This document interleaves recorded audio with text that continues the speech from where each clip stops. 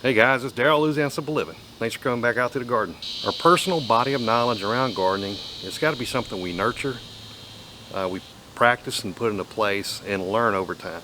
So I thought it would be helpful to go ahead and maybe change up the format a little bit for today's episode.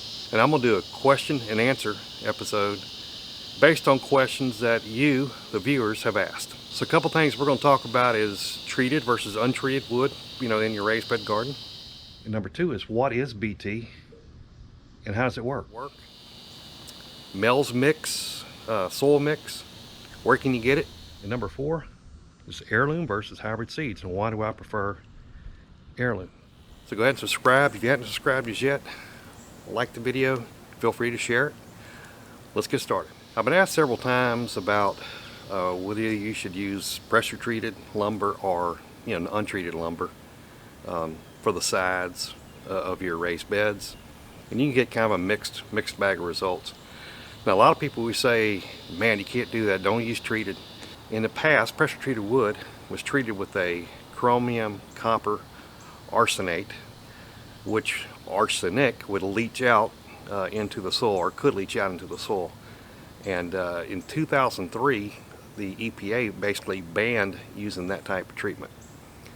So now they use borates and copper preservatives that does not contain any arsenic, obviously, for residential purposes. Another kind of lumber that you can think of that would be treated is creosote poles, fence posts, things like that. And obviously we don't want to use creosote treated lumber within our raised beds. Now I know some people may do it if it's really old, and a lot of that creosote's already kind of leached out of it. I just personally wouldn't, because I do want to try to stay as organic as I can. And so for me, it comes down to either pressure treated or untreated lumber. From everything and all of my research, I don't have a big concern or problem with using today's pressure treated lumber. Now of course, redwood and cedar are both some good alternatives. They can be expensive and kind of hard to find boards in the dimensions we're looking for, that I'm looking for at least for most of my raised beds. So I just kind of went and took a look at online at my local store, my local hardware store. Southern yellow pine, 2x8 by 12 is $9.50 or so, somewhere around there. If you get the pressure treated, that's up around $15. So it's not horrible if you're just doing one, but you're gonna need to have at least 4 sides to your bed. So it's important that you decide what you can afford based on your cost, and also thinking about your health and what you should do to take care of it and stay organic. And so you will pay a premium for the treated lumber, but in the long run it's going to last 2 to 3 times at least longer out here in your garden. All right, number two, or my second topic, and I've talked a little bit about it. I keep my garden organic. BT is a product that I use to stay organic that is a type of pesticide. And so what is BT? That's the question. BT stands for Bacillus thuringiensis. I know I'm butchering the name, but that's why we call it BT. And so it's a microbe that's normally found in the soil. There are multiple strains of BT that can be harvested and used to target specific insect larvae. And for example, the one that I use is targets the caterpillars. So your cabbage worms, your armyworms, any of those soft-bodied leaf-eating caterpillars, the BT, the strain that works on those, which you can get at any of your garden centers or box stores. And so the way it works, you spray it on your plant, and a caterpillar, he'll start eating off that leaf. He'll ingest some of that BT, so it gets in his gut, gets in his stomach, and that's when it starts working on his gut. And within 2 to 3 days, it basically prevents him from being able to eat, and he'll starve within 2 to 3 days. You can spray BT kind of on a proactive basis.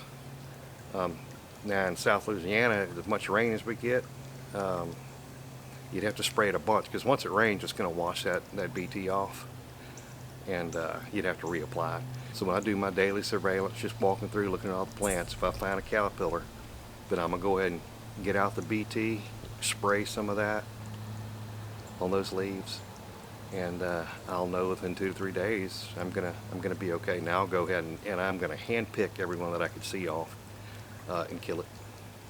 I do sometimes mix neem oil with the BT.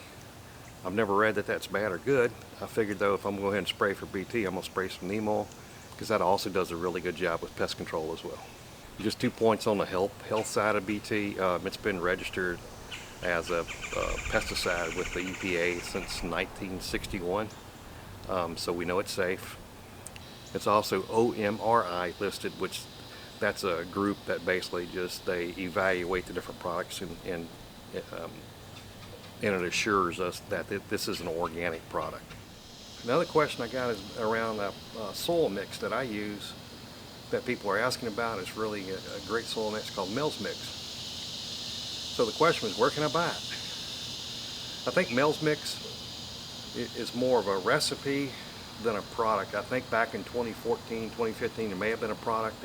Amazon has something listed there, but it hasn't had a comment since like 2015. Nevertheless, the recipe came about, or at least was put forth in a book that Mel Bartholomew wrote back in 1981, Square Foot Gardening. So within this particular book, he talked about Mel's soil mix, and that's what I use in all of my beds. So it's a real simple recipe. It's a third vermiculite. You can use perlite, but vermiculite is the preferred. A third sphagnum peat moss.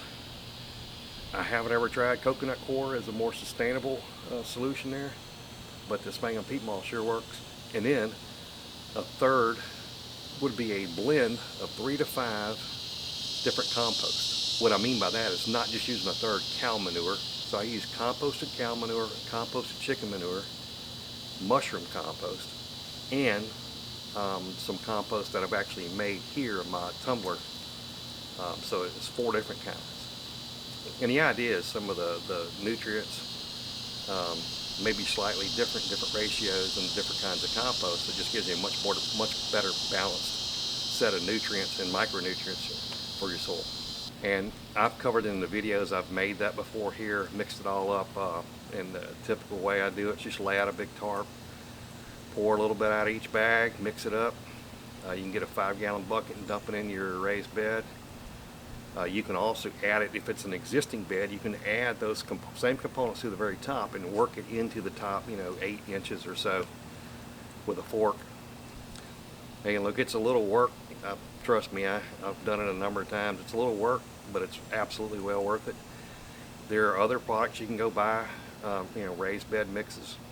I just haven't tried any of those. I like going with Mel's Mix, and that's predominantly what I do. It's a lot of work, but it's well worth it in the end.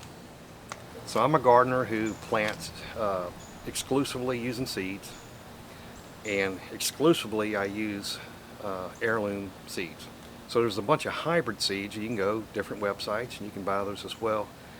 Before I go into that, just what is the difference between heirloom and hybrid seeds? So heirloom seeds are ones that are open pollinated. They've been around for 50 plus years, some 300, even up to 1500 years. The gardeners and farmers of the past, they would save their absolute best seeds because they wanted to have them available year after year after year, and they pass it down to the next generation, to the next, and so forth. So to the point that we have seeds now that have been around for all these years. We now have a number of seed companies that do nothing but heirloom seeds. 2 that I use a good bit is rareseeds.com, which is Baker Creek heirloom seeds, and then you have seedsavers.org. Again, those are 2 that I use. I enjoy their variety. There are plenty of other great seed vendors. So why go heirloom versus hybrid? Heirlooms have passed the test of time. So again, if it's 50, 100, 300 years ago, the farmers took the time, made the effort to save those seeds and pass them down for years after years after year, generation after generation. So again, we know that that is just the absolutely best seeds, the best species of plants that they could grow in their specific garden area, in their specific environment. But they've passed it down through year after year, and we know it's just passed the test of time. Whether that be their exceptional flavor, beauty, or hardiness, or all 3. So we know if it's heirloom, then it's a very, very good seed. And so you can keep heirloom seeds and plant them year after year, and you're going to get the same plant, the same species of plant. All plants have to be pollinated to be able to have seeds. And so heirloom seeds happen through open pollination, and that just means it's Mother Nature's way. So whether it be a butterfly, a bee, or the wind helps pollinate a flower, it just happens in a natural way. Whereas a hybrid, man intervenes and pollinates, cross-pollinates two different types of plants or more to try to come up with this hybrid that has, whether it be disease resistance, maybe it's a super huge tomato, whatever it may be, and that's cool. The bad thing is if you take that seed and you plant it next year, it won't be true to type. It won't be true to that hybrid type. You'll get one of the parent types most likely, or a combination, but it won't be the hybrid that you grew the previous year. So if you really like that hybrid, you're going to have to buy some new seeds to plant that the next year to make sure you get what you're expecting. All right, and the third reason why I like heirloom versus hybrid is about their history. There's a story behind every one of these seeds. Some more interesting than others, but I guarantee you if it's lasted at least 50 years and many hundreds of years, there's some kind of story back behind it, and I'm a history buff, so I really like stories. For example, I grow a species of bean that's called the 1500-year-old cave bean. And so the story is this particular bean was found in a clay pot back in a cave. They carbon dated it, and it showed to be 1500 years old. And so I just think it's really, really cool, really neat to be able to grow something that would have been in the same exact species than those beans 1500 years ago. Just kind of cool story. Another example is a bean that I grow here, the Piggott family, southern pea. So the Piggott family's been growing these southern peas in Washington Parish, Louisiana since their 1850s. Again, just kind of cool story. And I personally just love the history, again, of these heirloom seeds. Heirloom seeds are guaranteed to be non-GMO. So what we're talking about is genetically modified plants, right? So what that means is they go in and they change the DNA and try to come up with a plant that's going to be a mixture of other plants with different characteristics that would not naturally occur out in the garden or out in the field.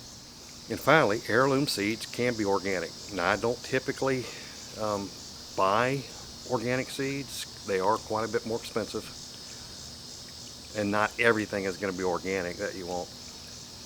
Nevertheless, if you're trying to stay strict organic, you can buy organic seeds. That's another important thing about heirloom versus hybrid seeds.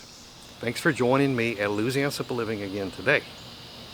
I've been getting a number of questions from you, the viewers. Thought I'd change the format up a little bit and just answer some questions that you guys specifically had. Covered a number of different topics. Hopefully it was helpful. So get out in your backyard and grow something. If you haven't as yet, please subscribe, ring that notification bell, and like the video. As I always say, make memories with your family and friends now rather than later. And as always, I will see you on the next video.